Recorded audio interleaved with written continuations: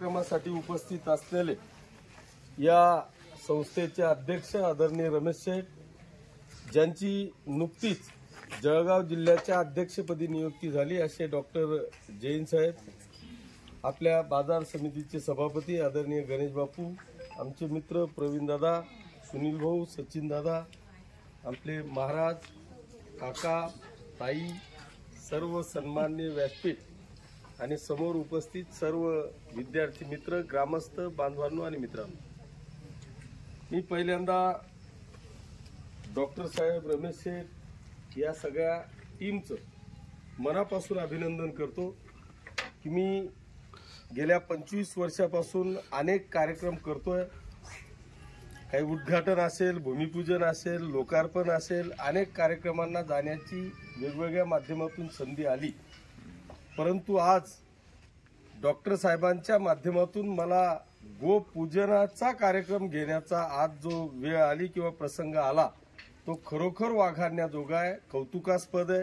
त्याच्यामुळे मी डॉक्टर साहेब रमेश शेठ आपले मनापासून आभार मानतो की ज्या गोमातेला एक राजमातेचा दर्जा आपल्या युतीच्या सरकारने दिला, आपल्या लाडक्या भावाने दिला, या राज्याचे मुख्यमंत्री की जे या महाराष्ट्रातल्या तमाम भगिनींचे लाडके भाऊ झाले, अशा भावानी एक राजमातेचा दर्जा देऊन खऱ्या अर्थाने या महाराष्ट्रातल्या आणि देशातल्या आपल्या गोमातेला एक सन्मान या ठिकाणी केला।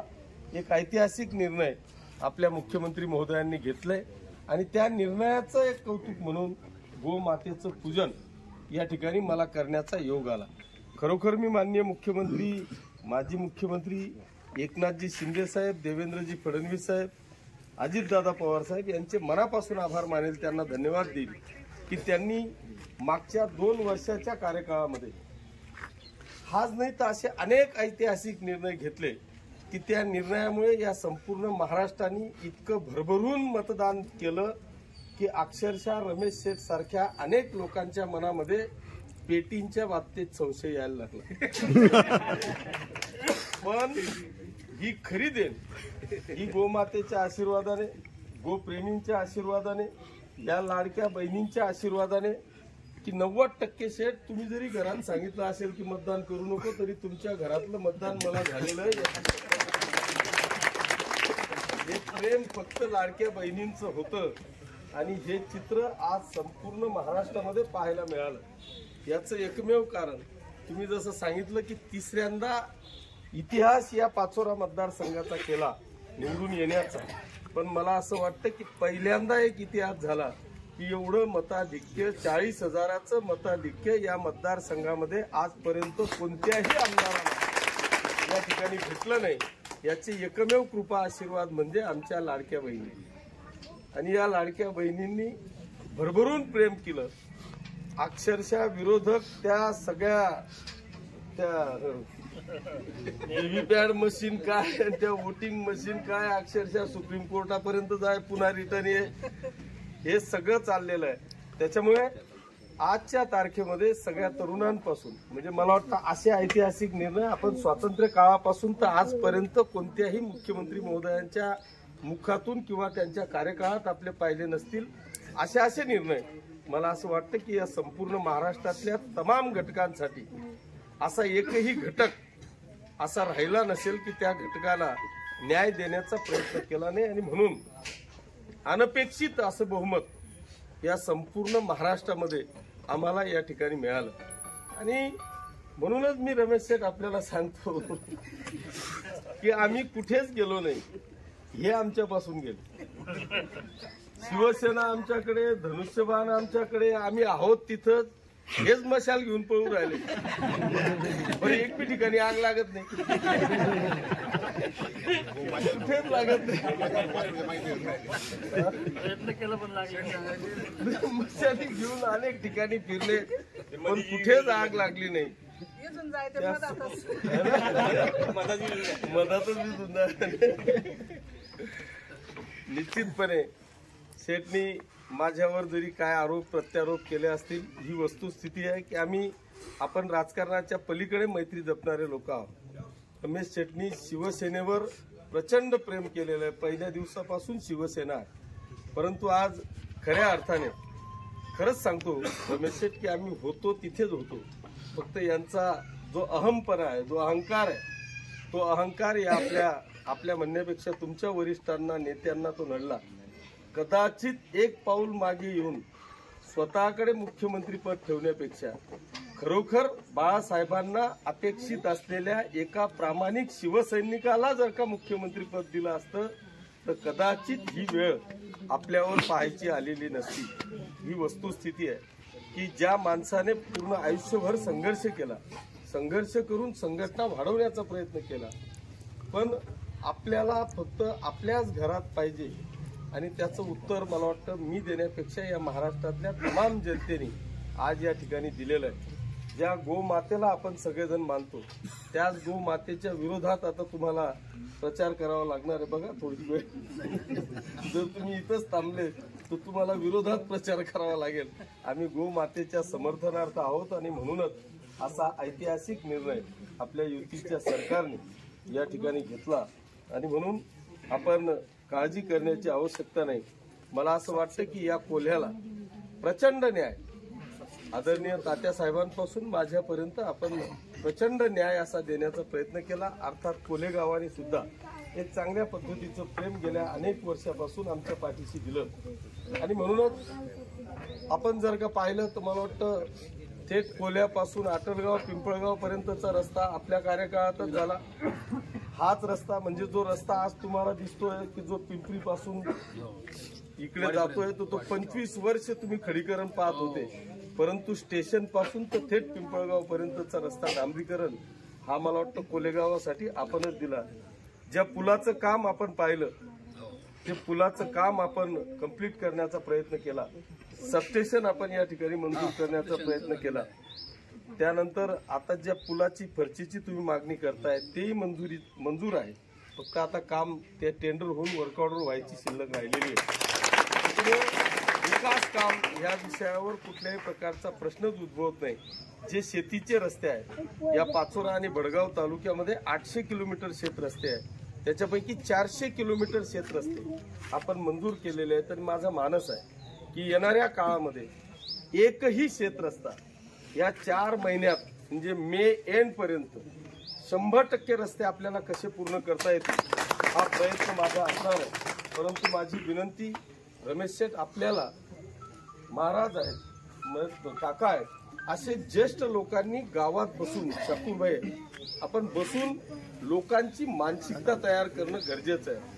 लोकांना रस्ताही पाहिजे, माझ्या शेताची 1 इंचही जागा जायला नको, ही जी मानसिकता आपल्या लोकांची आहे ही मानसिकता कुठेतरी आपल्याला कमी करणं, ती बंद करणं हे खूप गरजेचं आहे. शेती तुमची, बैल तुमचे, गाडी तुमची, माल तुमचा आणि शेत रस्ता मागायचं पण तुम्ही, पण काम करायला आल्यानंतर तू इकडे घुसू नको तू तिकडे घुसू नको हा जो काही प्रश्न आहे हा प्रश्न जोपर्यंत तुम्ही सोडवत नाही तोपर्यंत रस्ता होऊ शकत नाही. याच्यावर तुम्ही ज्या रस्त्यावर 15, 20, 25 शेतकरी आहेत त्या 100% शेतकऱ्यांनी 100 रुपयाच्या स्टॅम्प पेपरवर मला सह्या घेऊन या की आमची ना हरकत आहे. दोघं वर्क ऑर्डर घ्या, बाकी वर्क ऑर्डर घ्यायची. मी तुम्हाला 8 दिवसाच्या आत वर्क ऑर्डर देतो, तुम्ही कामाला सुरुवात करा. किशोरप्पा बसलेला आहे.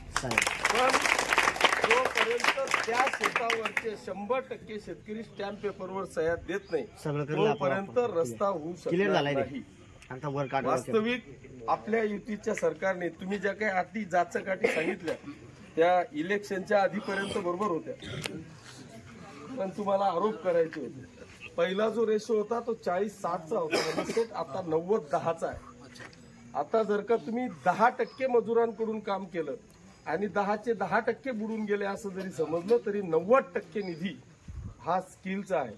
त्याच्यामुळे आपण सरळ 90% निधीमध्ये, म्हणजे असं होत नाही सगळेच काही लोक असे चुकीचे असतात असं होत नाही, परंतु 90% निधी सुद्धा कमी नाही. 1 किलोमीटरला 24,80,000 रुपयाचं इस्टिमेट 1 किलोमीटरच्या खडीकरण रस्त्यासाठी आहे. आणि रोजगार हमी म्हणण्यापेक्षा मातोश्री पानन योजना ती आहे. आपण त्याच्यातल्या सगळ्या अटी त्या शिथिल करून 90-10चा रेशो हा आपल्या राज्य सरकारने आता आणलेला आहे. त्याच्यामुळे 100% शेत रस्ते हे आपले पूर्ण होऊ शकतात, परंतु त्याच्यासाठी आपल्या गावातील जाणकार शेतकरी ग्रामस्थांनी एकत्रित बसून आपले सगळे मतभेद बाजूला ठेवून, राजकीय विचार बाजूला ठेवून, शेती आणि शेतकरीच आमची एक जात आहे आणि आमच्या या जातीला आम्हालाच न्याय द्यायचा आहे या भावनेने जोपर्यंत तुम्ही सामोरं जात नाही तोपर्यंत मला असं वाटतं की आपण आपल्या प्रगतीच्या आड येतोय असं म्हटलं तरी वावगं ठरणार नाही. कारण आज माझ्या समोर मी जरी 400 किलोमीटर रस्ते मंजूर केलेले होते, रमेश शेठ, मी आज कोणत्याही गावात गेलो तर माझ्या समोर येणारा प्रश्न फक्त शेतरस्ता होता. कारण आपण विकास कामं इतकी केली होती की लोक आता सांगू शकत नव्हते की आमच्या गावात काय करा. ते फक्त एवढंच सांगत होते की आम्हाला शेतरस्ता द्या, पण त्याच्यातली ही जी काही मेन आडकाठी होती ती आपल्याला नडत होती. आपण 300-350 किलोमीटर रस्ते मंजूर केलेले आहेत. जसं तुम्ही सांगितलं की तुमच्या गावातले सुद्धा 2 रस्ते मंजूर आहेत. वर्क ऑर्डर पण झालेली आहे. म्हणजे आता ती पण आता वर्क ऑर्डर लगेच बसलो मी एक दिवशी पंचायत समितीत मिटिंग घेतली की वर्क ऑर्डर तुमच्या हातात देतो, म्हणजे तो वाद नाही. परंतु आपल्याला हे सगळे रस्ते 100% रस्ते आपण करू शकतो, पण याच्याकरता आपण सगळ्यांनी पुढाकार घेणं हे अत्यंत गरजेचं आहे. मी हरकत नाही, एक चांगल्या कार्यक्रमाला या ठिकाणी आलो. डॉक्टर साहेब त्याचे जिल्हाध्यक्ष झालेले आहेत. निश्चितपणे डॉक्टर साहेब आपण गोशाळेला, गोमातेला आज राजमातेचा दर्जा दिलेला आहे. आपल्याला खऱ्या अर्थाने हा राजमातेचा दर्जा देणं हे अत्यंत गरजेचं होतं की ज्या गोमातेला आपण आपल्या हिंदू संस्कृतीमध्ये आपण तिच्या पोटात आम्ही पहिले चित्र बघायचो की 33 कोटी देव आपल्याला त्या गायीच्या याच्यामध्ये दाखवायचो. आणि आजही मला असं वाटतं की आपण सगळेजण शेतकरी आहोत. आज जर का तुम्ही विचार केला तर आपण सगळेजण शेणखताचा वापर आपण करतो. आज मी आपल्याला या निमित्तानं सांगेल की आपण फक्त एकदा प्रयोग करा. आपण एखादी अशी खोपळ गाय 2-5 हजाराला कुठतरी बाजारात देतो. एक असा थकलेला बैल की ज्याने आयुष्यभर आपल्या शेतामध्ये मरमर आपल्यापेक्षा जास्त कष्ट केलेले असतात, अशा बैलाला आपण 2-5 हजाराला मार्केटमध्ये कुठेतरी कसायला विकतो. पण तोच बैल, तीच खोपळ गाय, त्या गाईला एकदा जर का तुम्ही 10 फूट गड्ड करून तिला एकदा टाका आणि 4 महिने फक्त राहू द्या, तुम्हाला त्या गायीनी जर का 50 हजारापेक्षा 1 रुपया कमी खत दिलं ना तर किशोरप्पाचं नाव बदलून तुम्ही 5 हजाराकरता तिकडे जाताय. पण त्याच 5 हजाराची गाय, 5 हजाराचा तो भाकड बैल जर का तुम्ही 10 फूट गड्ड करून त्या शेतामध्ये पुंजला आणि 4 महिन्याच्या नंतर जर का ते खत तुम्ही तुमच्या 2 एकर शेतीला दिलं तर तुम्ही आतापर्यंत जेवढं शेणखत दिलं असेल, जेवढं रासायनिक खत दिलेलं असेल, जेवढं सेंद्रिय खत दिलेलं असेल, त्याच्या 100 पटीची किमया त्या 4 महिन्याच्या एका बैलाच्या खतात आहे. मी तुम्हाला चॅलेंज देऊन सांगतो की ते 50,000 रुपयाचं खत तुम्हाला देऊ शकतं. परंतु आम्ही मतलबी लोक आहोत माझ्या सहित, की आम्ही आयुष्यभर त्याचं काम करून घेतो आणि जेव्हा तो मरायला टेकतो त्यावेळेस त्याला कसायला विकतो. ही जी आमची प्रवृत्ती मला वाटतं गोवंशाच्या बाबतीत आम्हाला बदलावी लागेल. आणि ही बदलल्याशिवाय खऱ्या अर्थाने जो राजमातेचा दर्जा आपल्या राज्य सरकारने गोमातेला दिलेला आहे तो खऱ्या अर्थाने दर्जा आपल्याला म्हणजे पाळता येणार नाही किंवा त्याचा खऱ्या अर्थाने सन्मान करता येणार नाही. आणि म्हणून मी निश्चितपणे डॉक्टर साहेब आपलं मनापासून अभिनंदन करतो, कौतुक करतो की एका चांगल्या पदावर आपल्याला येण्याचा योग आला, संधी मिळाली. मी तुमचं मनापासून अभिनंदन आणि कौतुक करत असताना या आपल्या मतदारसंघातल्या जेवढ्याही गोशाळा आहेत त्या गोशाळांसाठी आपल्याला जे काय चांगलं करता येईल ते निश्चितपणे करण्याचा प्रयत्न करू अशी ग्वाही आजच्या या कार्यक्रमाच्या निमित्तानं देतो. पुन्हा एकदा रमेश शेठ आपल्या RS बापना गोशाळा कोल्हेच्या वतीने आपण नेहमीप्रमाणे आमचा आज देखील या ठिकाणी सन्मान केला. 25 वर्ष झाले, मला वाटतं 25 वेळा तर निश्चित सन्मान या शाळेमध्ये झालेला असेल.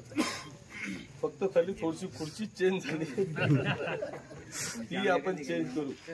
25 फोटो आहेत, 25 फोटो मध्ये आहेत. तो अल्बम फक्त आमचाच भरलाय नाही, तुम्ही अल्बम पाहिलाच नाही. अल्बम दाखवा ना एकदा. राहुल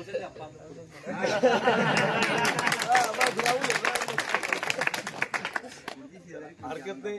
मी पुन्हा एकदा रमेश शेठ आपल्या सर्व सहकाऱ्यांचं डॉक्टर साहेब आपलं अभिनंदन करतो. तर म्हणजे आमचा सहकारी जितू आज त्याच्या बिझी शेड्यूलमुळे नाहीये. मी पुन्हा एकदा तुमचं सगळ्यांचं मनापासून अभिनंदन आणि कौतुक करतो. थांबतो. धन्यवाद. जय हिंद, जय महाराष्ट्र.